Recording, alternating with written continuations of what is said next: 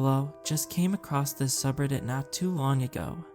And after reading some of the stories, thought I'd share one that happened to me many years ago. It's kind of long, so I apologize for that. The story happened to me over 20 years ago, back in the summer of 1992. It was the summer between my first and second year of college, and I was working that summer on the south rim of the Grand Canyon. My father worked for the Park Service at the time and could pull some strings and get my siblings and I jobs working in restaurants at national parks around the country. That summer I went to work at the Bright Angel Lodge on the south rim of the Grand Canyon. First, some backstory as to what was going on in Arizona at the time.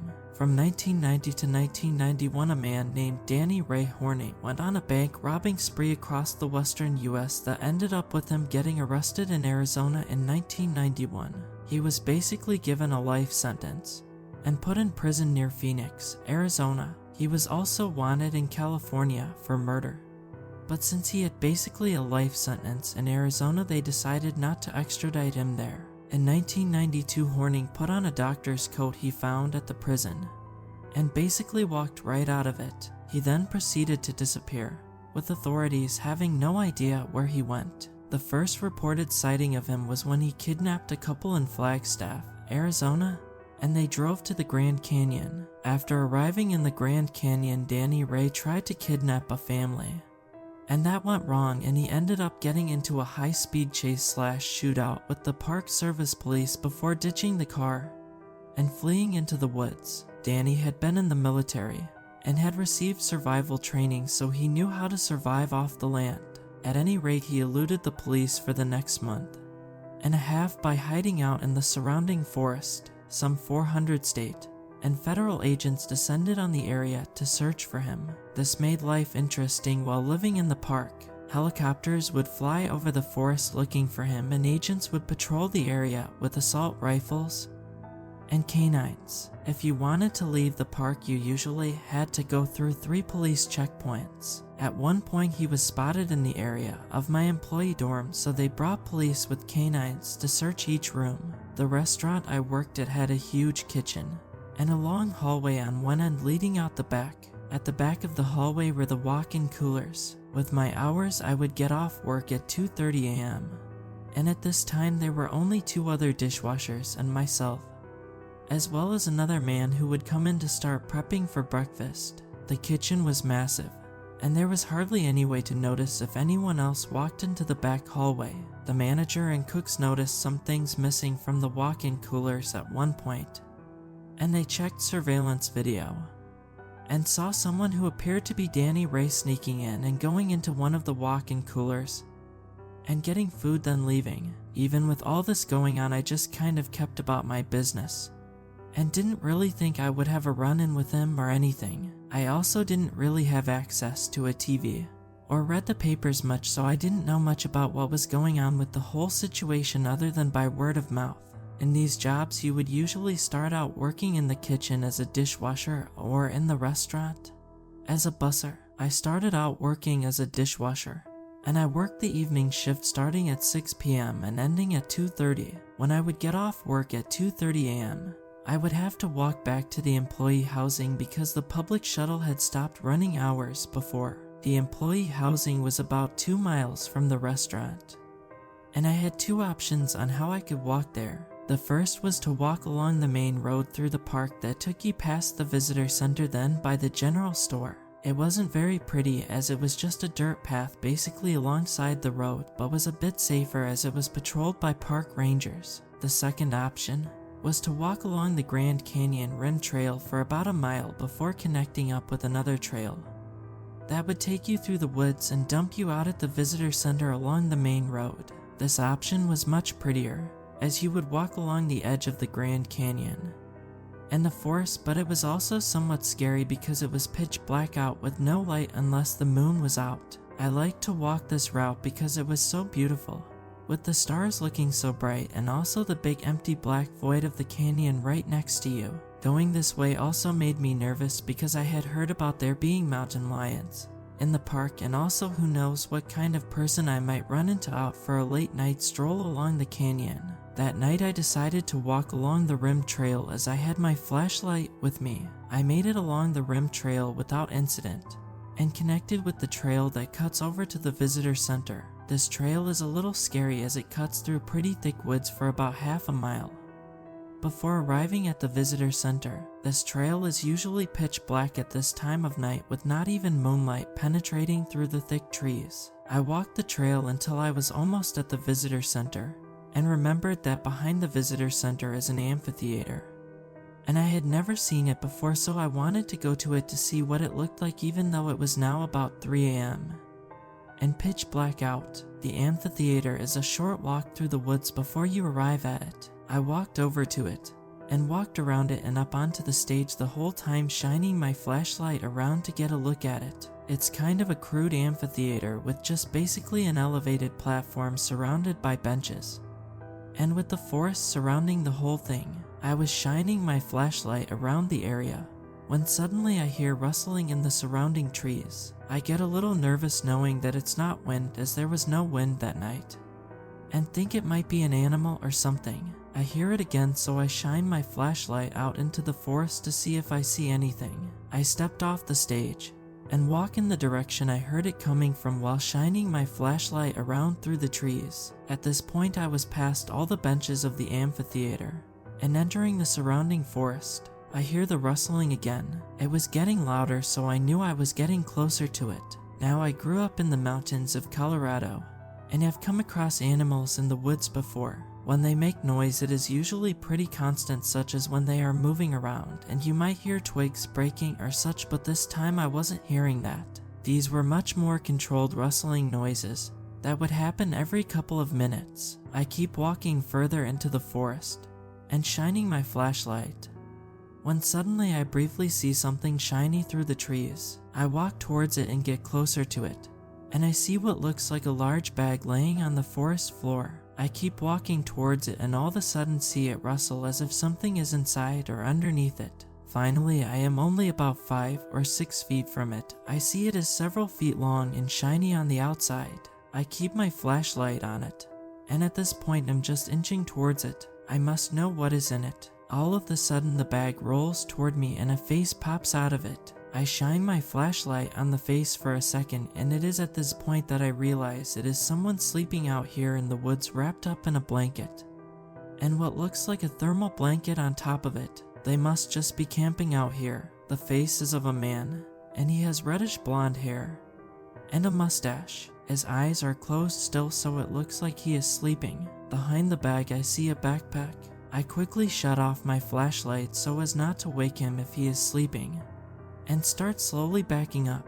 I get all the way back to the trail, continuing to hear the rustling occasionally the whole time. Then I walk the main trail up past the visitor center and eventually get back to the housing without incident, but somewhat spooked the whole time and constantly checking to make sure I'm not being followed. I was somewhat spooked by this the next couple of days, but then I realized that it wasn't that unusual to see people sleeping in their cars or campers in the parking lots, or maybe even out in the woods in a tent, though against the park rules because they would arrive late to the park or just didn't want to pay the high hotel rates. What did strike me as weird was that when I had seen people camping before, they were usually close to their car and would have a tent or other gear with them. This situation seemed weird because this guy had only had his backpack and just looked like a blanket is all. Also, the nearest parking lot was at the visitor center, and I didn't see any cars there that night. At any rate, I just kind of shrugged it off.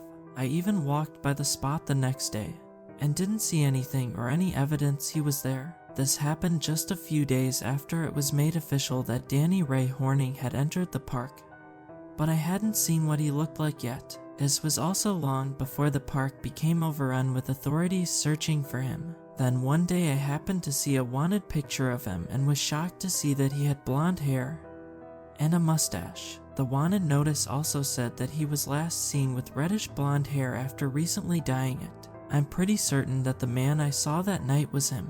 Maybe he was asleep, maybe he was just pretending to be. I'll never know. Even though he never hurt any civilians during his escape, he did kidnap several to use as hostages, so who knows what he would have done. At any rate, he was eventually caught after he kidnapped 2 women and forced them to drive out of the park. They managed to drive through 2 police roadblocks after the police failed to recognize him and waved them on. He then tied the women to a tree near Sedona and fled in their car. The women escaped and called police, who then spotted the car, and another high-speed chase / shootout happened before he fled again into the woods. The next morning, a man spotted him in his backyard drinking from his hose and called the police, who searched the area but couldn't find him. The next morning, a policeman went back to that house to research it and found him sleeping under their gazebo and arrested him. He was also extradited back to California and tried for the earlier murder, and today he is currently sitting on death row in San Quentin prison.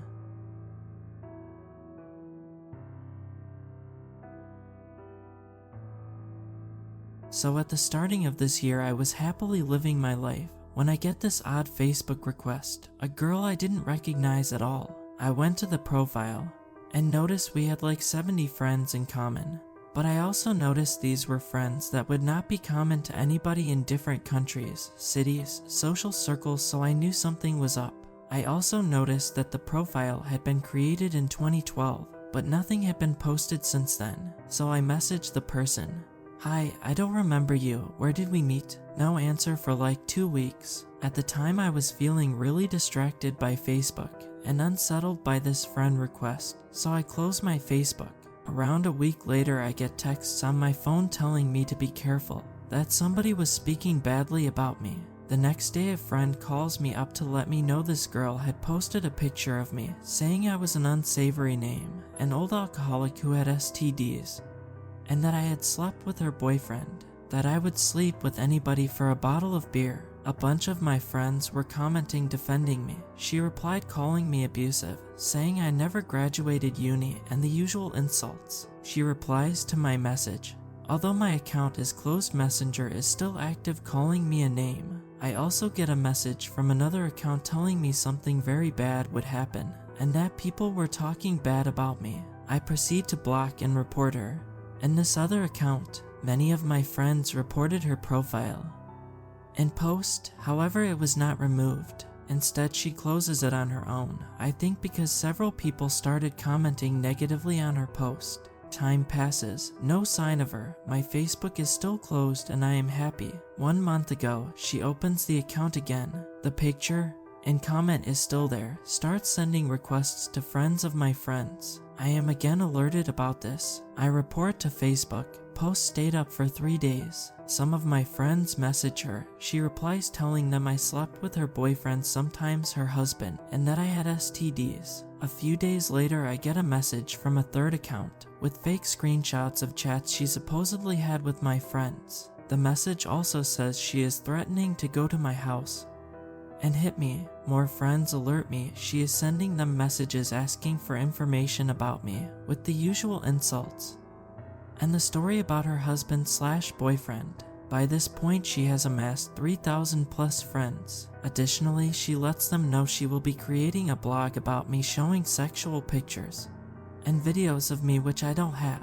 Sure enough, a couple of days ago she creates the blog, showing any picture of me she could find, the screenshots of fake chats with friends, naming random bars where I can be found drinking and easily taken advantage of, and enlisting rock bands I slept with. She floods all Facebook groups, pages, and events in my small city with the link to this blog and the usual insults about me. She also sends the link as a message to every account she can imagine. I guess that after a bunch of people reported the account, it was closed. However, the 2 others continue posting the blog link everywhere they can. I also received texts asking me to kill myself and letting me know this is not even the beginning. I have no idea how to make this stop and am somewhat afraid this person moves from the online world to the real world. I have no idea who this is. The behavior she describes is fake and doesn't really make sense. At this point, I just hope he or she gets into an accident that doesn't allow her or him to move for months. And I hope to never meet her or him again, be it in real life or in virtual life. Dear anonymous stalker, may we never meet again in any way.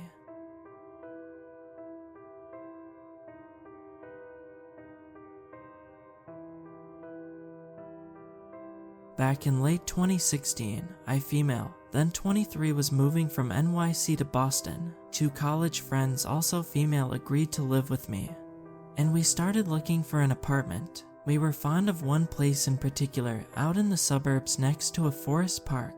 I got to talking with the landlord, an older man probably in his 70s, and mentioned that I repair antique dolls. He excitedly said he had a doll his mother's uncle had brought her back from Germany in World War I, and the elastic holding the arms on had worn out. I said I could definitely fix it, and we exchanged contact info. He was firm that my work would have to take place at his house since he was nervous about moving a fragile antique, but at the time I didn't think anything of it. Now that I'm older and wiser, I know doll doctor house calls are not the norm. Ultimately, we went with another place closer to the city proper, but I didn't want to lose a prospective doll repair client. I called him a week or so after we got settled, and once again, he seemed delighted to get his family heirloom fixed. Nothing seemed odd until I asked for his address to work out how to get there. "Don't worry about it," he said. "I'll pick you up. What's your new address?" My eagerness cooled a little.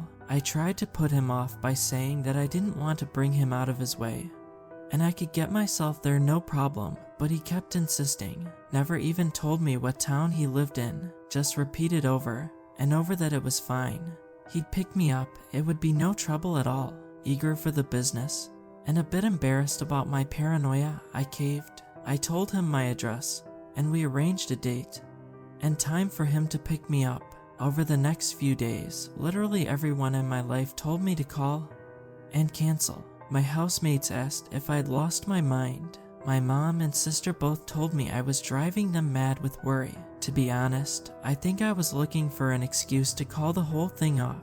It just didn't feel right. I called the evening before the appointed day and left a message saying that something had come up. I added that if he was free the following Monday, my housemate could drive me over so he wouldn't be inconvenienced, which was true. She'd offered in a last-ditch effort to make me see sense. The next day, the time we'd picked rolled around. I was sitting in the living room, working on a sewing project when a car pulled up in front of the house. I looked down, and my heart jumped when I recognized the old man sitting in the driver's seat. He didn't look up, didn't appear to see me, just sat there for what felt like a century until, finally, he started the car and drove off.